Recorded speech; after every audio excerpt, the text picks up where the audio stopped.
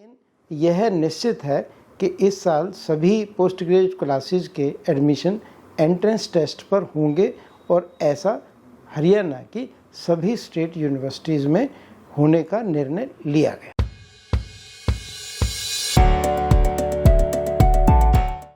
दोस्तों नमस्कार, स्वागत है आप सभी का कैंपस परिक्रमा में। आप सभी का मंच कुरुक्षेत्र विश्वविद्यालय का दस्तावेजीकरण यहाँ की विभिन्न उपलब्धियों का दस्तावेजीकरण, यहाँ की उन तमाम चीज़ों का जो विश्वविद्यालय को विरासत की तरह बनाते हैं। और आज हम जिस विषय की ओर बढ़ रहे हैं वह है एक चर्चा का विषय। कई विद्यार्थी कह रहे हैं क्या पीजी कोर्सेज के लिए एडमिशन लेने के लिए एंट्रेंस होगा? तो कुछ सोच रहे हैं नहीं, ये तो पिछले जो ग्रेजुएशन लेवल पे ही जो मार्क्स हमारे रहे उसी पे निर्धारित होगा। तो आप लोग इसमें ना उलझें। इस बीच में हमारे गुरुदेव dean academic affairs doctor Anil Vashishtha ji से हम बात कर रहे हैं। सर ही आपको पूरे विषय में बताएंगे और आप किस तरह से इस बीच अपने आप को तैयार कर सकते हैं। और यह खास पेशकश कैंपस परिक्रमा की ओर से आप सभी सर के साथ इस विषय पर बातचीत। जब कोविड-19 के कारण देश भर में सभी जगह सभी गतिविधियां किसी न किसी रूप से प्रभावित हुई और तब भी विद्यार्थियों के हित को ध्यान में रखते हुए, उनकी सेहत को ध्यान में रखते हुए, उनके पेरेंट्स के उनकी सिक्योरिटी के प्रति कंसर्न को ध्यान में रखते हुए कुरुक्षेत्र विश्वविद्यालय ने एक ऐसा प्रोसीजर बनाया कि विद्यार्थी अपने घर से बैठा एडमिशन ले, फीस ले। इसलिए 2 साल जो एडमिशन्स हैं वो मेरिट बेस पर किए गए, ऑनलाइन किए गए। विद्यार्थियों को किसी भी प्रकार के कोई डॉक्यूमेंट्स को जमा करने से छूट दी गई। इवन फीस जमा कराने के लिए भी उनको यहाँ नहीं आने के लिए कहा गया। अब क्योंकि स्थिति सामान्य है और सभी जो प्रतिष्ठित विश्वविद्यालय हैं, चाहे वो केंद्रीय विश्वविद्यालय हों चाहे राज्य के प्रतिष्ठित विश्वविद्यालय हों, वो सभी एडमिशन्स एंट्रेंस टेस्ट के बेस पर करते हैं।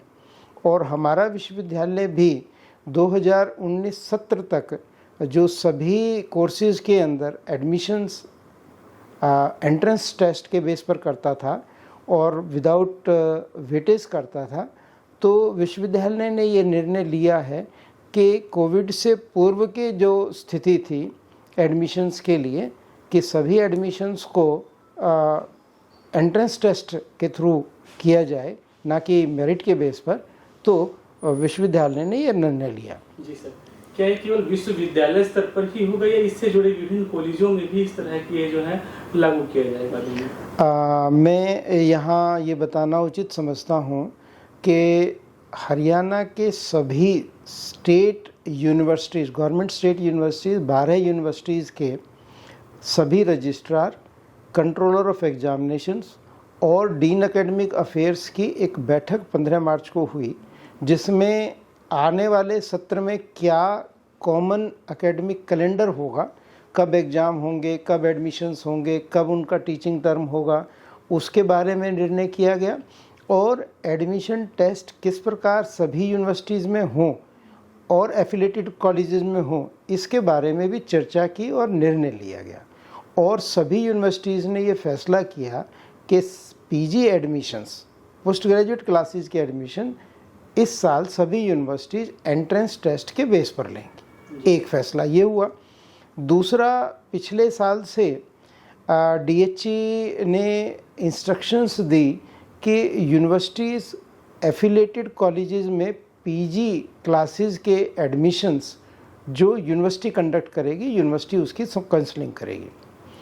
तो विगत वर्ष की भांति इस साल भी विश्वविद्यालय अपने एफिलेटेड कॉलेजेस के पीजी कोर्सेज की जो एडमिशन है वो उसी एंट्रेंस टेस्ट के मार्क्स के बेस पर करेगा।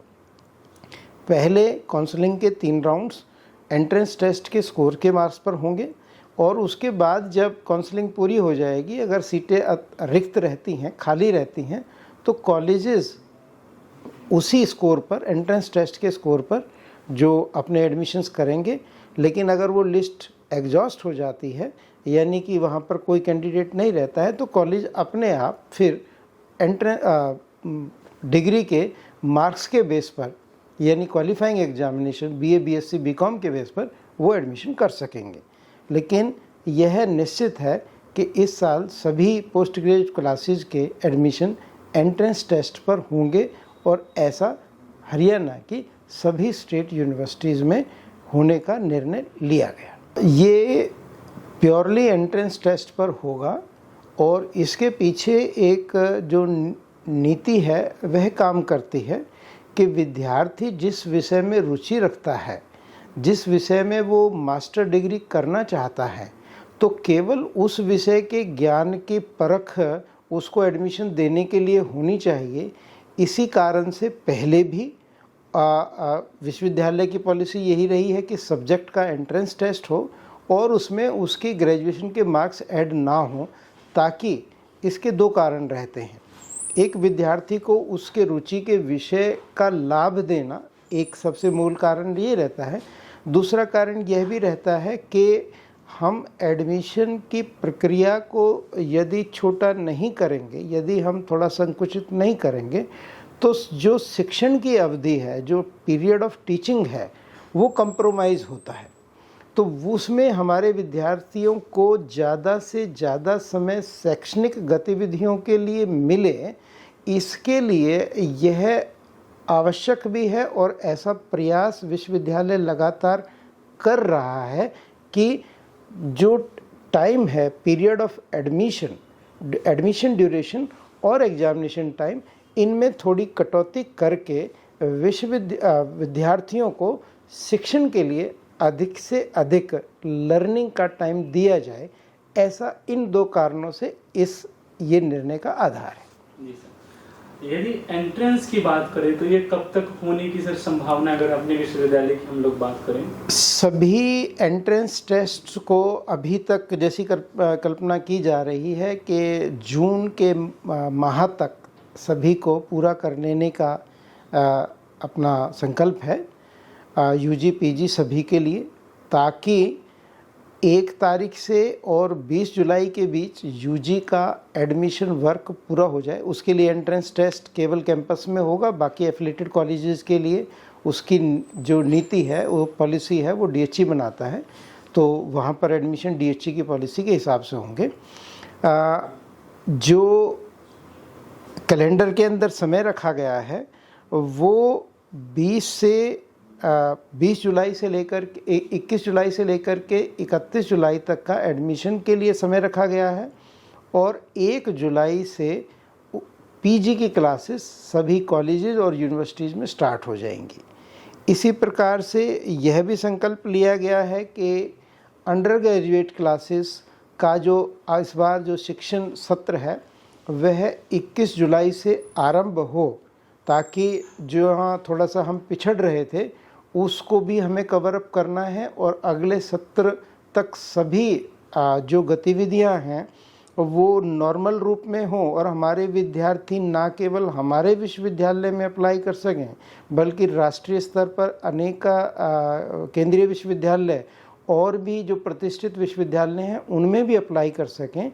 उसके लिए समय पर रिजल्ट आना ज़रूरी है, उसके लिए समय पर एग्जामिनेशन होना ज़रूरी है, और समय पर एग्जामिनेशन होने के लिए समय पर सत्र का आरंभ होना ज़रूरी है, और समय पर सत्र के आरंभ होने के लिए एडमिशन का समय पर पूरा होना ज़रूरी है। इसलिए ये सारे सभी प्रयास एक साथ किए जा रहे हैं। जी सर, अंत में आपसे सर जानना चाहूँगा, यदि विद्यार्थियों को इससे संबंधित कोई जानकारी लेनी है या किसी तरह की कोई समस्या आती है तो किस तरह से विश्वविद्यालय से संपर्क कर सकते हैं? विश्वविद्यालय से संपर्क करने के लिए हमारी हेल्पलाइन काउंसिल्स बनी ही हुई है, और बड़ी शीघ्र यूनिवर्सिटी की वेबसाइट पर एडमिशन कमेटी की फॉर्मेलिटीज़ के बाद HBI रोल आउट हो जाएगी, और पूरा एक एडमिशन सेल विश्वविद्यालय ने बनाया हुआ है।